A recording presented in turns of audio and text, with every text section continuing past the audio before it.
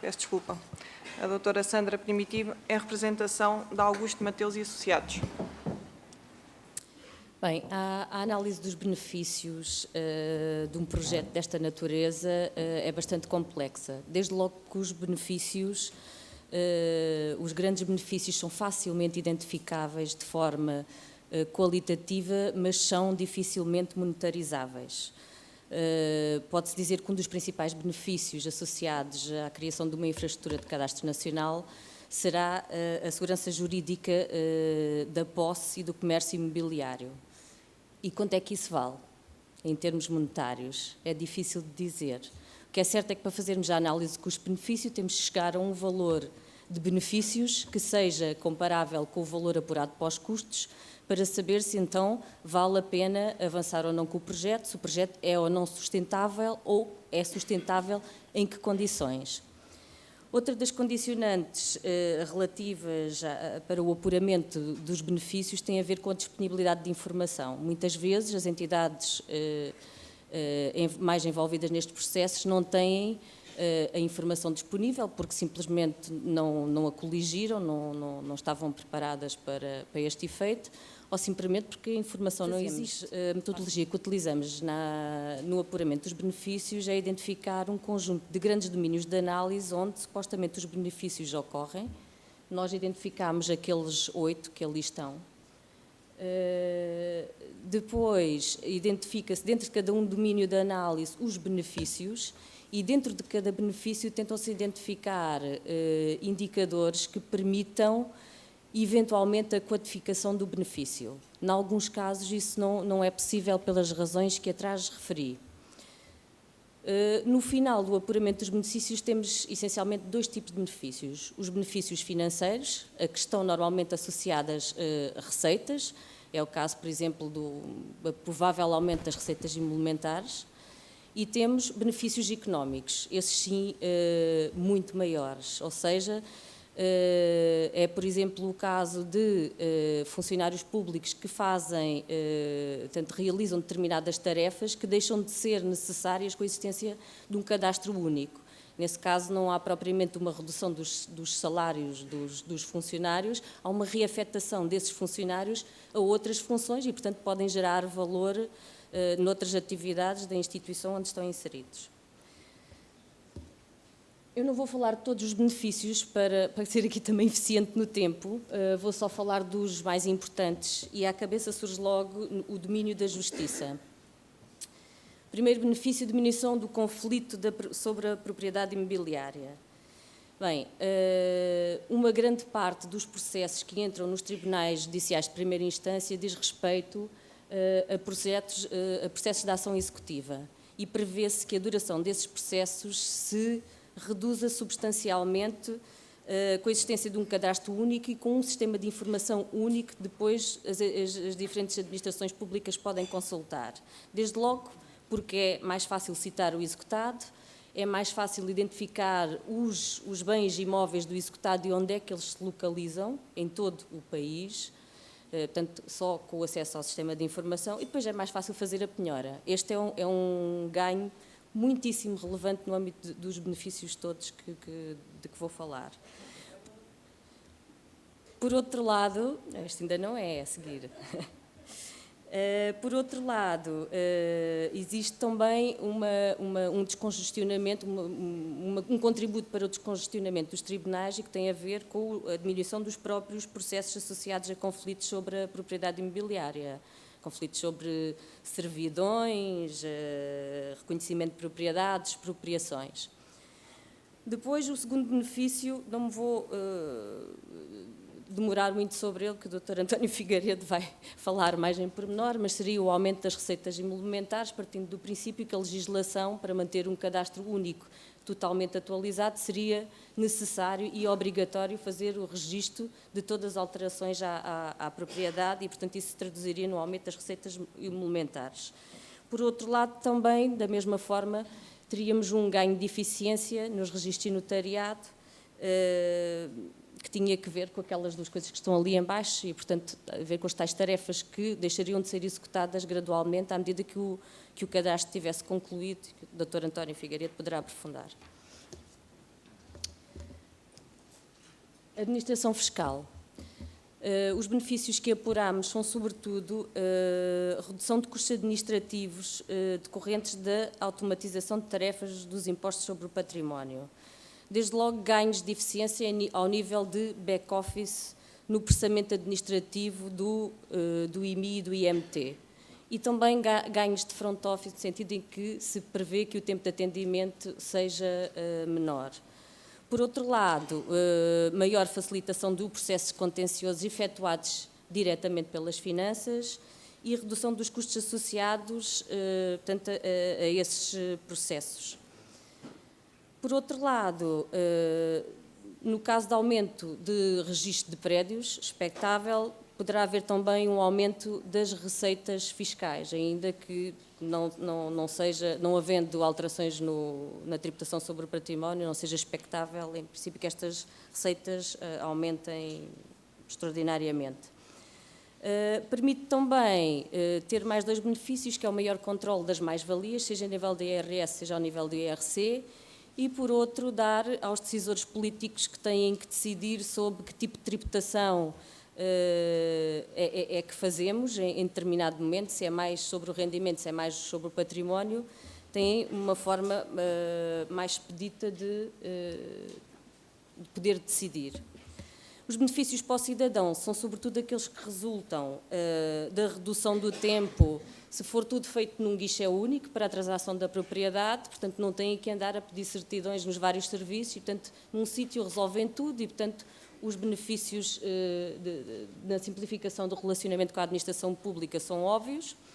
Por outro lado, é suposto haver uma redução dos custos financeiros, desde logo na fase de execução. Se tiverem que registar, é natural que hajam incentivos para que esse registro seja efetuado em determinado prazo de tempo. Depois, o que não se sabe é que preço vão pagar, e isso é uma coisa que depois também teria que ser decidida, que preço vão pagar por aceder à informação cadastral que, entretanto, foi coligida e que se mantém para sempre atualizada. Os benefícios ao nível da economia têm a ver com aquilo que o Ricardo disse, a aceleração dos processos, do ritmo de investimento empresarial. Portanto, diminuindo os prazos de tramitação, é suposto prever que as transações aumentem e, portanto, aumenta o ritmo de investimento e da atividade económica. Por outro lado, pode-se prever um aumento do valor acrescentado bruto, desde logo nas empresas de cartografia, que durante o processo de execução terão um aumento muito significativo, quer do emprego, quer do volume de negócios, e também, depois do processo de estar executado, terão uma quebra muito significativa.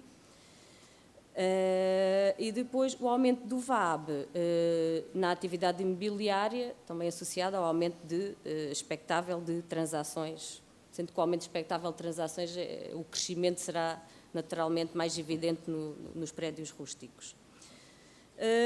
Da mesma forma, um aumento de transações deverá implicar um aumento do volume do crédito hipotecário concedido pelas instituições de intermediação financeira, se bem que na atual conjuntura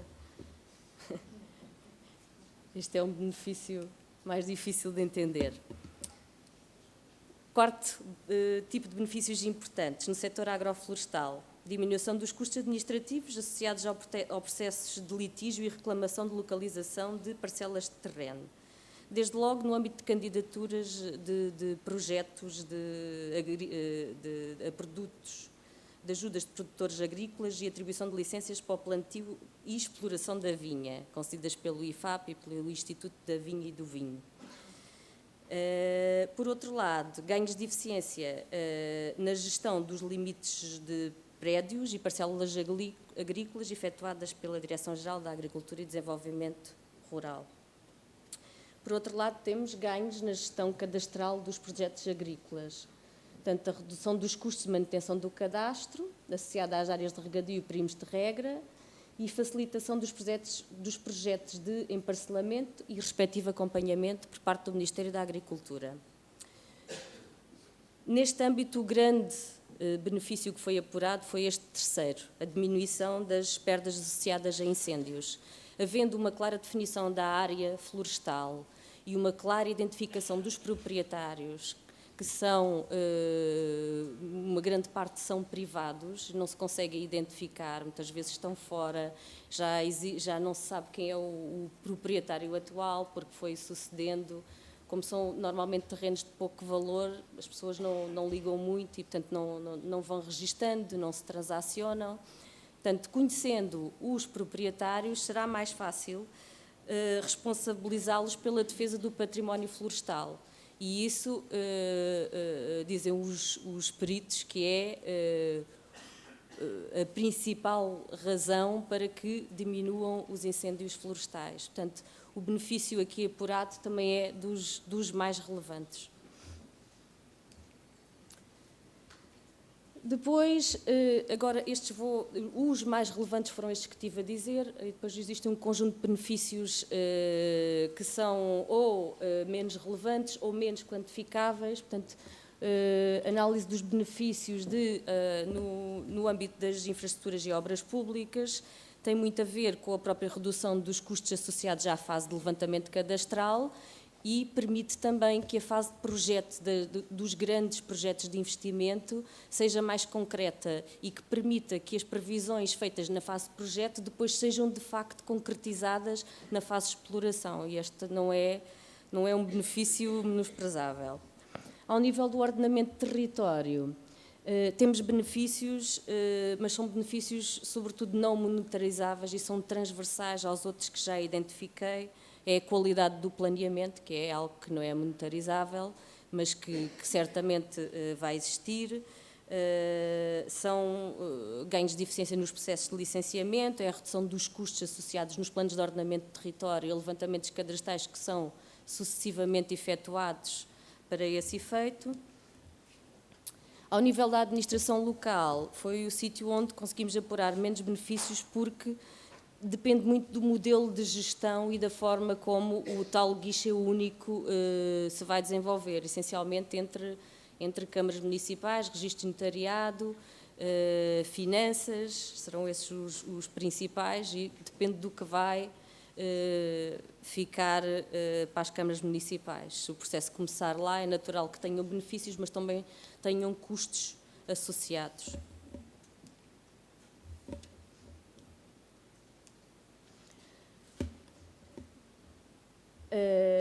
As grandes conclusões do trabalho é que uma infraestrutura nacional de cadastro implica, para além da execução do cadastro, a implementação de um sistema que permita a sua gestão permanente, a sua atualização e a interoperabilidade entre os diferentes serviços da administração pública.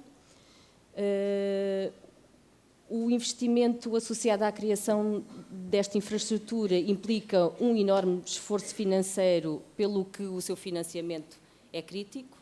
Em termos de valia financeira, não é um projeto que tenha, cujas receitas suplantem os custos, não é?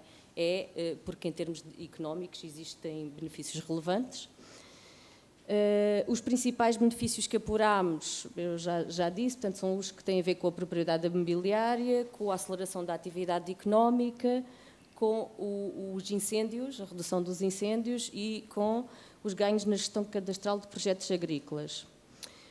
O projeto de cadastro nacional comporta uma elevada valia em termos de benefícios económicos potenciais, que justifica amplamente a sua concretização.